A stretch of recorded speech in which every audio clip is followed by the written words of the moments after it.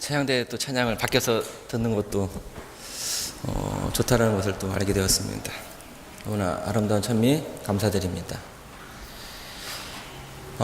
사랑하는 성도 여러분, 한 주일 동안 평안하였습니까? 예. 안식일에 여러분의 그 밝은 모습을 또 보는 것이 또 앤드류스의 삶의 또 낙이라고 생각이 됩니다. 함께하신 하나님께서 함께하신 여러분에게 하나님의 깊은 또 사랑과 또 축복이 함께 하시기를 간절히 바랍니다. 저는 오늘 아버지의 잔소리라는 제목으로 설교를 좀 해볼까 합니다.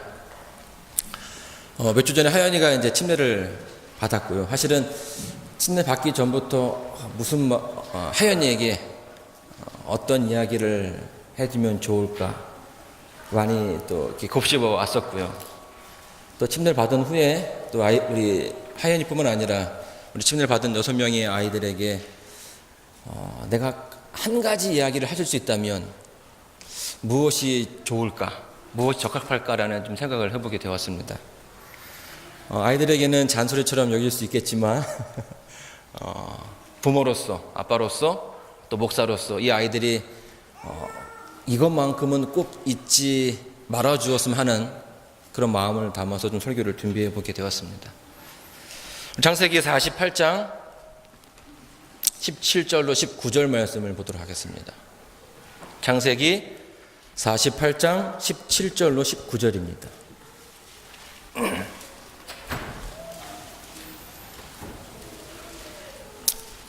예.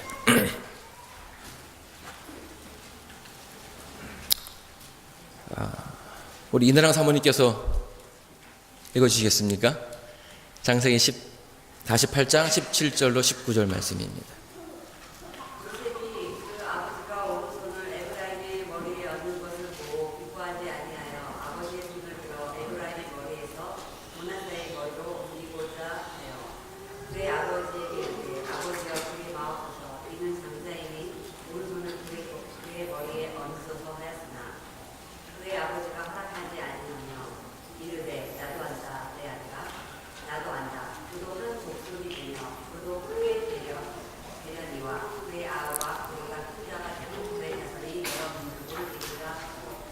네, 감사합니다. 이 장면에서 이끌어낼 수 있는 교훈이 뭐가 있을까요?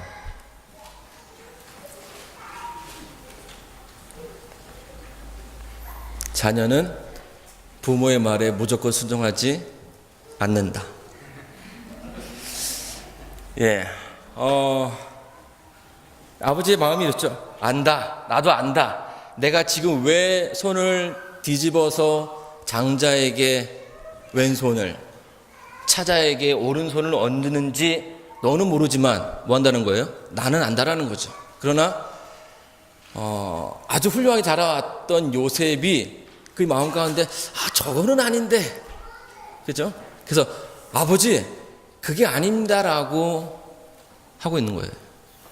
지금 아버지와 자녀가 뭐 하고 있습니까? 서로 갈등하고 있습니다. 아이를 키워가면서 아버지의 말이, 어머니의 말이 늘 법이었다라고 생각했던 아이가 조금씩 커가면서 이제 그 부모의 어떤 영역을 넘어가고 또 이렇게 멀어져 갈 때 이 부모가 느끼는 마음이 그런 거라고 생각됩니다. 아이가 좀 더 순종해 줬으면 하는 바람이지만 이제 아이들도 커서 자기의 경험이 있고 자기의 지식이 있기 때문에 부모의 말에 무조건적인 순종을 기대하기란 어렵다는 거죠. 언젠가 신앙에 대해서 생각할 때에도 그들은 같은 생각을 가지게 될 것입니다. 우리가 지금은 손을 잡고 이제 미국에 오니까 이제 라이드를 해줄 때까지는 이 아이들이 계속 교회로 부모와 함께 올 터인데 자기가 이제 운전하기 시작하면 그때부터는 아이들은 판단하게 될 것입니다. 내가 가지고 있는 이 신앙이 진짜인가 가짜인가. 나도 역시 우리 부모님처럼 교회를 가야 하는가 말아야 하는가. 자, 언젠가 그것에 대해서 자신이 가진 신앙에 대해서 재확인하는 그 시점, 그것이 옳지 않다라고 여겨진다면 아이들은 뒤도 돌아보지 않고선 그 길을 떠날 것이라는 거죠. 자, 그렇다면 자녀를 키우는 부모의 입장에서 자녀를 키우는 부모의 입장에서 어떻게 하면 그 아이들에게 올바른 신앙을 전해주고 이 교회에 남아있을 수 있게 할 수 있을까? 저뿐만 아니라 여기 자녀를 키우는 모든 부모님들의 걱정이며 또 고민이라고 생각이 됩니다. 참으로 다행스러운 것은 우리의 사랑스러운 요셉은 아주 훌륭하게 잘 컸다는 것이에요. 그렇죠? 이집트의 총리가 되었고요. 그 희화에 많은 사람들이 아주 행복한 삶을 살게 되었습니다. 네. 자, 그렇다면 과연 어떻게 이 요셉이 신앙 안에 머물 수 있을까요? 무엇이 그로 하여금 이 교회 안에 하나님 안에 서게 했던 것일까요? 자, 여러분은 무엇이라 생각하십니까? 여러분께서 여러분의 자녀들에게 한마디를 하신다면 무엇으로 말씀하시겠습니까?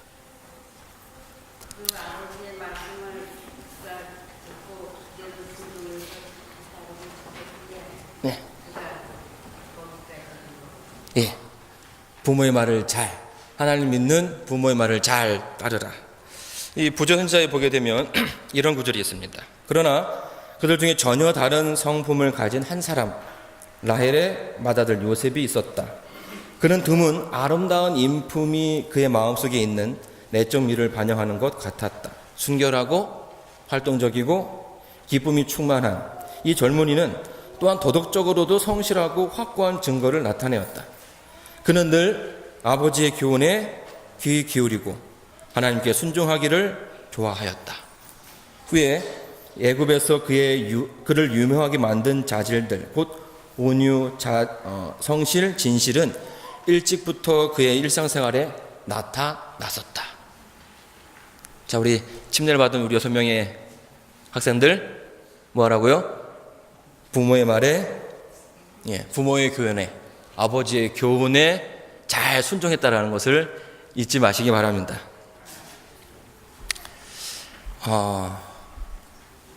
이제 하연이가 이제 커가면서 예전과 다른 어떤 그런 것들을 좀 느끼게 됩니다.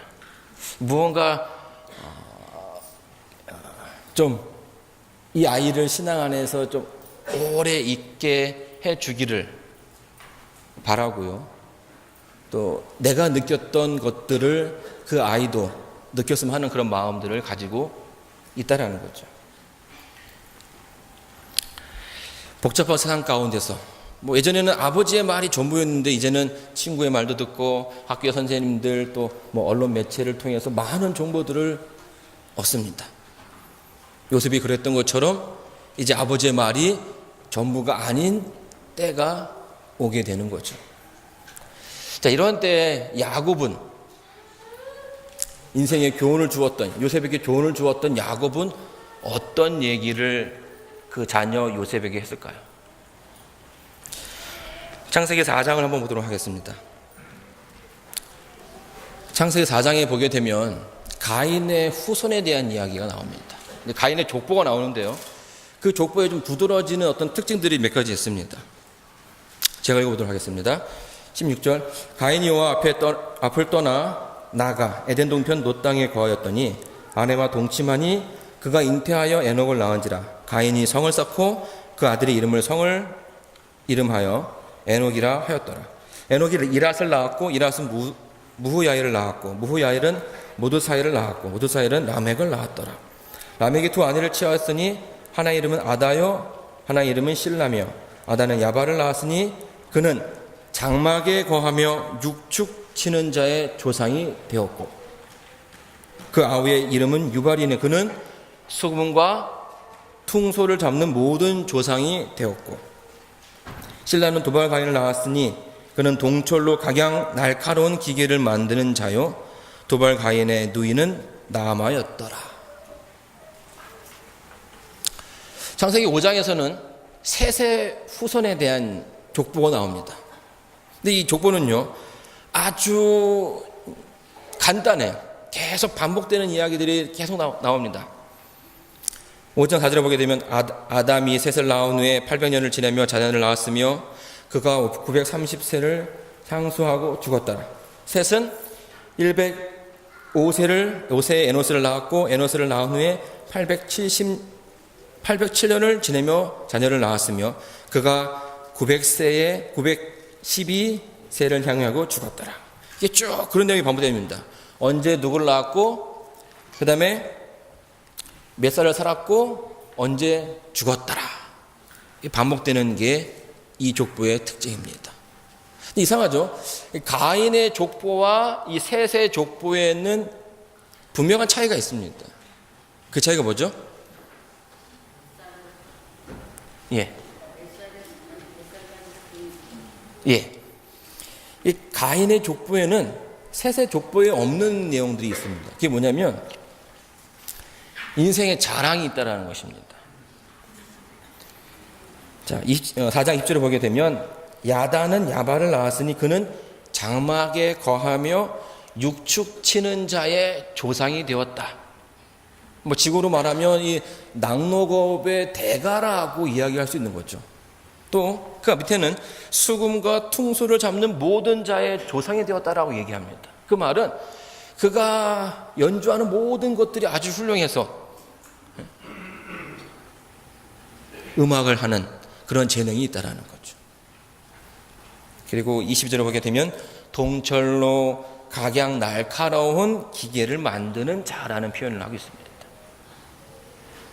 손으로 만드는 모든 것들이 다 뭐예요? 기계가 되어서 그들의 그 삶을 풍요롭게 하고 돕게 한다라는 거예요. 제가 미국에 오니까 이 기술이 있는 사람이 얼마나 대우가 좋은지 저는 처음 알았습니다. 뭐 제가 차만 망가져도 가면 1,000불씩 달라고 하니까 기술 있는 이 전문직에 종사하는 자들의 조상이 되었다라는 거예요. 그런데 참 안타깝게도요, 하나님을 신실하게 믿는다라고 하는 셋의 자손들에게는 그런 모습이 전혀 나오지 않는다라는 거예요. 이 가인의 후손보다 좀 더 특출나게, 더 훌륭하게, 가인의 애들보다 더 낫더라, 이런 표현이 있으면 참 좋을 텐데 그런 표현이 있지 않다라는 거예요.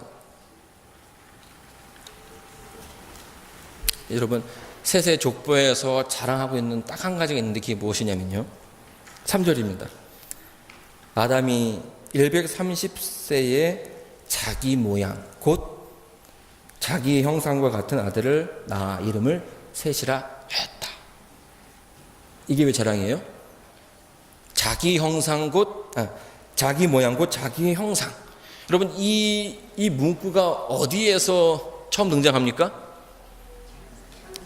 창세기 1장 27절에 하나님이 자기 형상 곧 하나님의 형상대로 사람을 창조하시되, 창세기 5장의 그 족보에서 가장 중요시하게 여기는 것은 아담은 자기를 닮은 아들을 낳았다는 것입니다. 그 아담은 하나님을 닮은 하나님의 아들이었다라는 거죠. 부모는 스스로가 낳은 아들에게 자기가 가지고 있는 자기의 그 삶 가운데 드러난 하나님의 모습, 하나님 만났던 그 경험들을 지금 뭐하고 있는 겁니까? 고스란히 전해줬다라는 거예요.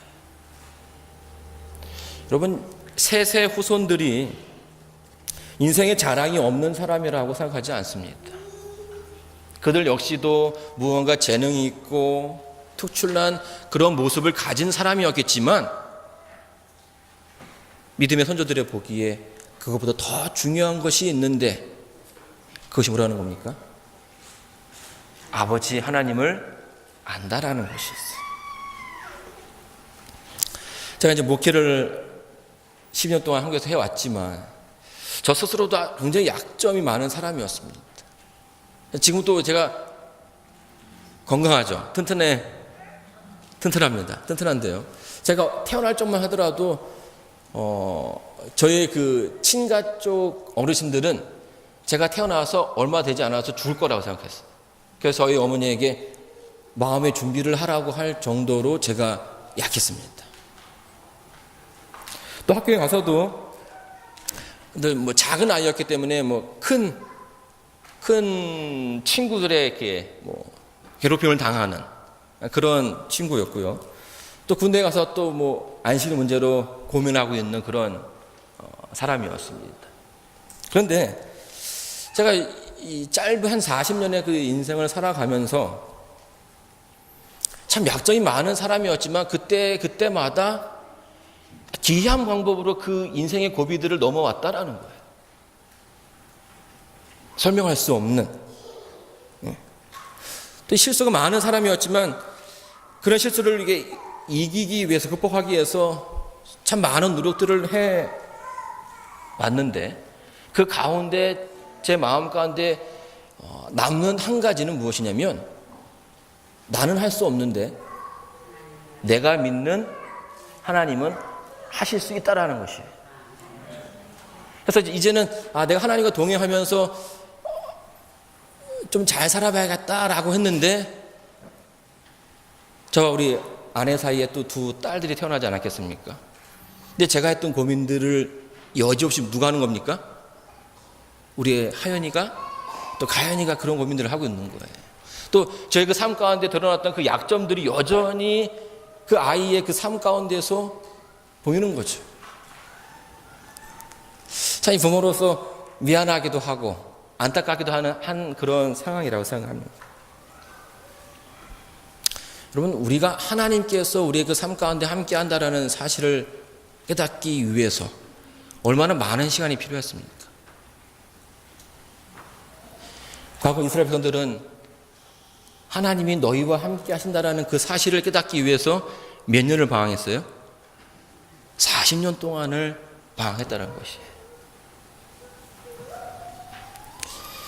여러분 스스로도 신앙을 하면서 하나님께서 여러분과 함께 하셨던 그 순간들을 기억하실 것이고 또 그런 그 경험들이 자녀 세대에도 여전히 있게 되기를 바랄 것입니다.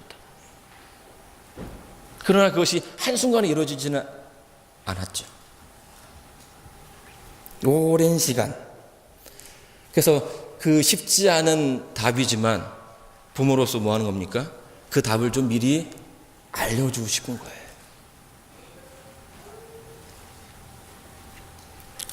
저는 지금도 한국에 계신 부모님께 전화를 하면 저희 어머니가 늘 이런 말씀 하십니다.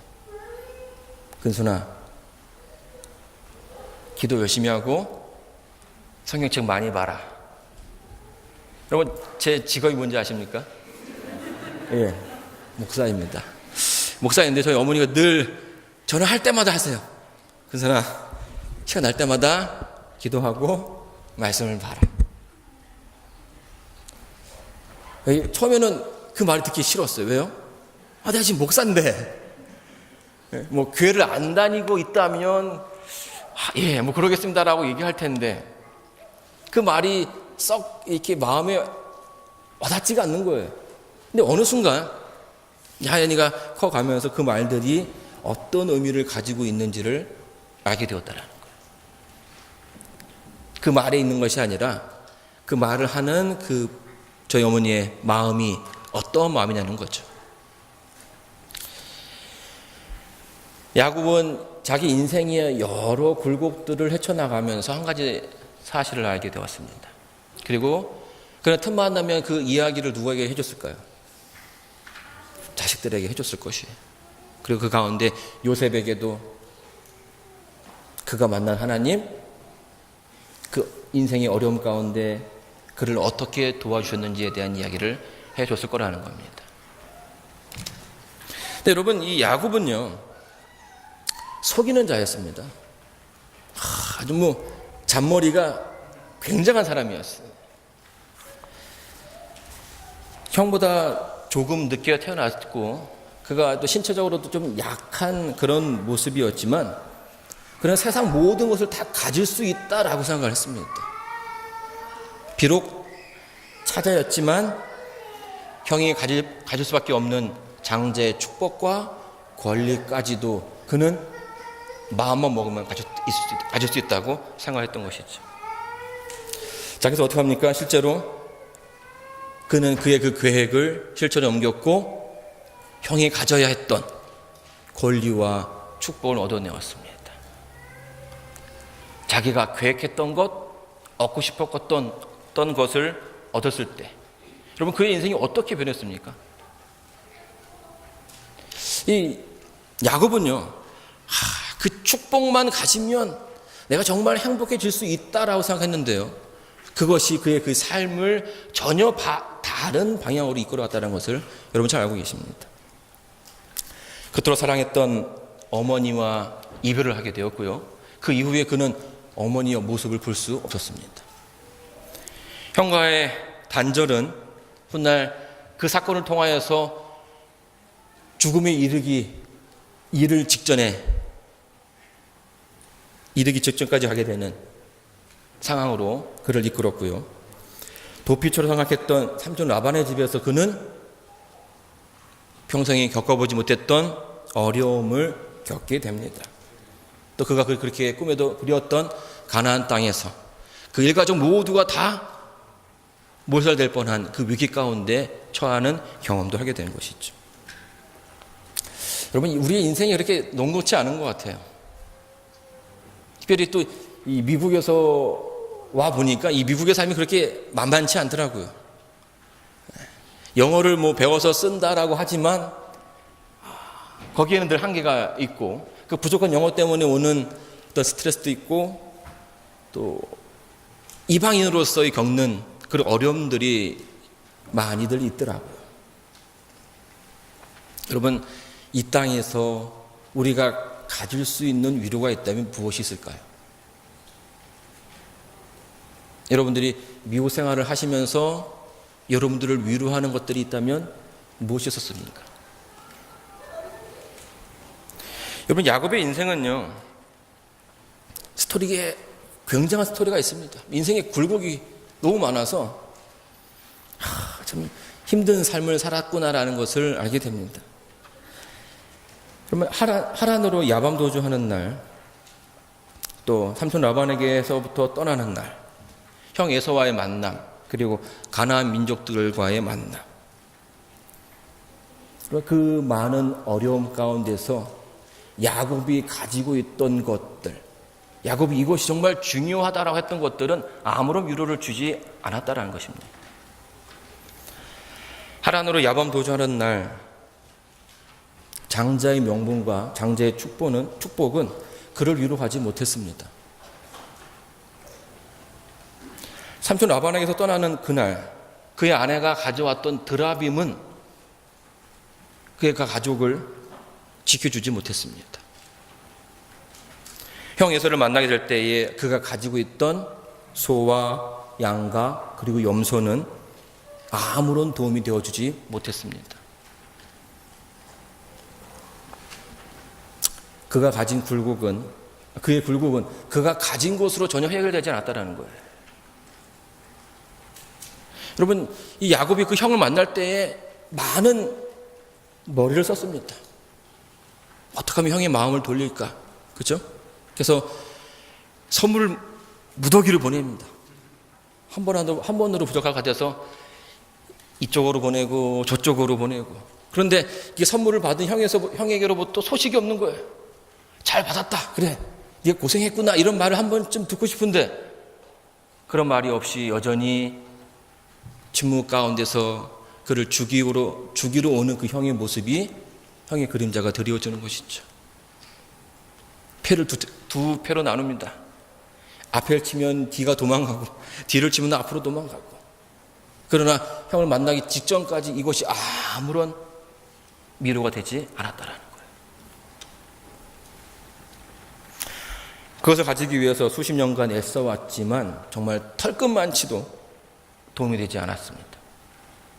그리고 마지막 형을 만나는 그 직전에 그가 찾은 것은 무엇이었습니까? 하나님이었죠. 하나님. 여러분 인생에서 하나님께 나와 함께 하셨다라고 얘기하실 수 있습니까? 하나님께서 여러분과 함께 하셨고 하나님께서 여러분을 지금껏 인도해 주셨습니다. 여러분 우리의 인생에서 이러한 답을 내리는 것은 쉽지 않았을 거라고 생각됩니다. 남들에게 말하지 못하는 그런 고민도 있었고 어려움들. 그러나 분명한 것은 그 가운데 하나님이 나와 함께 해주셨고 나를 그 어려움 가운데서 건져내 주셨다는 거예요. 야곱은 하나님을 통해서 위로를 얻게 되었습니다. 그리고 이것을 가나안에서 확인하게 됩니다. 창세기 34장 30절에 야곱은 또 다른 인생의 위기를 맞이하게 됩니다. 야곱이 시므온과 레위에게 이르되 너희가 내게 화를 끼쳐 나로 이 땅 사람 곧 가나안 족속과 브릿 족속에게 냄새를 내게 하였도다. 나는 수가 적은즉 그들이 모여 나를 치고 나를 죽이리니 그리하면 나와 내 집이 멸망하리라. 모든 것들이 다 잘 풀렸는데 그 자식들의 그 어떤 실수로 인하여서 이제 그 가나안 땅, 그들이 거주할 가나안 땅에서 또 다른 위험을 맞이하게 된 것이에요. 그래서 어떻게 합니까? 여러분 야곱의 선택이 그 자녀들의 인생에 또 다른 변화를 주게 되었던 것이에요. 35절 3절에 보게 되면 우리가 일어나 어디로 올라가자요? 베델로 올라가자. 나의 환난 날에 내게 응답하시며 나의 가는 길에서 나와 함께 하신 하나님께서 내가 거기서 단을 쌓으려 하노라. 하나님께 내가 거기서 단을 쌓으려 하노라. 이제는 자기뿐만 아니라 가족의 그 어떤 그 위험 가운데 그를 위로해 줄 수 있는 유일한 분이 있다는 것을 그가 알게 되었고 그것이 누구라는 것을 알게 되었습니까? 하나님이라는 거죠. 하나님. 여러분 이 사실을 야곱은 아마 그 가나안 삶의 이후에 계속 이야기해 줬을 것입니다. 아들아, 내가 정말 이때 참 내가 이것을 이기기 위해서 발버둥 쳤지만 그것이 아무런 도움이 되어주지 않았다. 그런데 그때마다 나와 함께 하신 하나님께서 나를 도우셨고 나를 이끄셨다. 여러분 이것을 어디서 알 수 있냐면 야곱이 그 아버지 이삭에게로부터 하나님에 대한 이야기를 들어왔지만 그 아버지의 그 말이 그의 아들의 마음에 야곱의 마음에 와닿지 않았어요. 삼촌 라반의 집에 가는 그때까지도 그것이 와닿지 않았습니다. 어디서 확인할 수 있냐면 28장 13절입니다. 창세기 28장 13절. 또 본즉 여호와께서 그 위에 서서 가라사대 나는 여호와니 너의 조부 아브라함의 하나님이요 이삭의 하나님이라. 내 누운 땅에 내가 너와 내 자손에게 내가 누운 땅을 내가 너와 내 자손에게 주리라. 여기서 보게 되면요, 하나님은 당신을 지금 누구라고 소개하십니까? 내가 너의 하나님, 너의 하나님이라는 표현이 아니라 너의 할아버지 아브라함의 하나님이다라는 표현을 씁니다. 이 말은 뭐예요? 이 야곱이 아직까지도 하나님을 그 마음 가운데 이렇게 확 담지 못했다라는 것이에요. 31절에 보게 되면 더 확인할 수 있습니다. 31장 42절에 우리 아버지의 하나님 아브라함의 하나님 곧 이삭의 경외하는 이가 나와 함께 계시지 아니하였더라면 삼손께서 이제 나를 공수로 보내셨으리이다마는 하나님이 나의 고난과 내 손의 수고를 감찰하시고 어젯밤에 외삼촌을 책망하셨나이다. 그러니까 삼촌 라반의 집을 떠날 때까지도 뭐예요? 하나님은 우리 아버지 하나님이에요. 우리 아버지가 그렇게 잘 섬겼던 하나님. 그래서 우리 아버지에게 많은 축복을 주셨던 하나님. 그런데 그의 그 형 에서를 만나고 난 다음부터는 하나님을 대하는 자세가 틀리고 하나님을 대하는 그 호칭이 달라졌다는 것이. 35절을 보게 되면 35장 3절에 우리가 일어나 베델로 올라가자. 나의 환난 날에 내게 응답하시며 나의 가는 길에서 나와 함께 하시는 하나님께서, 누가 함께 하신? 나와 함께 하신 하나님께서 하나님께 내가 거기서 단을 쌓으러 가노라 라고 얘기하는 거죠. 여러분, 인생의 그 굴곡 가운데 야곱은 아버지의 하나님이 아닌, 그냥 아버지의 그 설교로 통해서 들었던 하나님이 아닌, 그의 그 삶 가운데 직접 개입하셔서 그를 도우셨던, 그를 환난 가운데서 구원하신 하나님을 만나게 되었다라는 것이.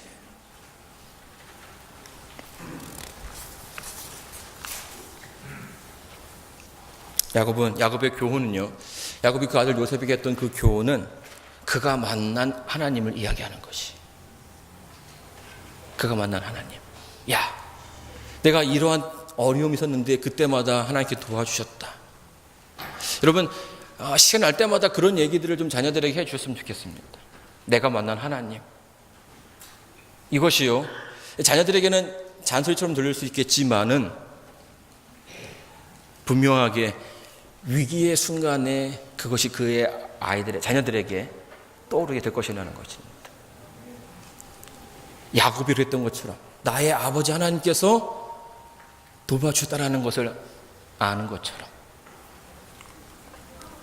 저희 어머니가 매번 저에게 전화를 하신다고 말씀드렸습니다. 근데 여러분, 전화할 때마다 기도하라라고 얘기하고 말씀 보라라고 얘기하는 것은 거기에 담겨진 의미가 있을 거라고 생각합니다. 나는 내가 그것을 통해서 하나님과 더욱더 가까워지기를 바라고, 더 나아가 나는 너와 꼭 어디요? 하늘에 가고 싶다라는 것이죠. 자녀가 이제 커가게 되면 이제 부모의 품 안에서 떠나갈 때가 올 것입니다. 그리고 자신들의 그 삶을 살아가겠죠. 여러분, 어릴 적에 이 아이들을 키우면서 어떤 마음들을 가졌습니까? 이 아이, 이 귀여운 아이, 사랑스러운 아이와 함께 하늘에 가고 싶다라는 생각들을 해오지 않았습니까? 여러분, 그것을 위한 유일한 방법이 뭐예요? 하나님을 만나는 거죠. 그렇죠? 그것을 허락해 줄 수 있는 하나님을 만남으로써 부모의 소원이 이루어질 수 있는 것입니다. 그래서 저는 지금은 어머니가 그런 말을 해도 이제 그것이 부담이 되지 않아요. 아, 우리 어머니가 나를 이토록 사랑하는구나, 나와 함께 그렇게 하나님에 가고 싶어 하시는구나라는 것을 알게 된 것이죠. 우리 이번에 첫일 받은 우리 6명의 아이들 매일매일 기도하시기 바랍니다. 그리고 틈만 나면 말씀을 통해서 하나님의 사랑을 발견하게 되기를 바랍니다. 이것은 여러분이 하나님을 만나게 되기를 바람이며, 또 저와 우리 교회의 모든 성도님들이 여러분과 함께 하늘에 가고 싶다라는 그런 이야기입니다. 여러분, 우리 아이들 잘 자라날 수 있도록 좋은 교훈 많이 해주시고요. 또 여러분의 그 자녀들이 주님 안에서 잘 자라날 수 있도록 매 순간 기도하시기 바랍니다. 10년, 20년 후에도 그런 기도가 끊이지 않게 되기를 바라면서 오늘 말씀을 마치도록 하겠습니다.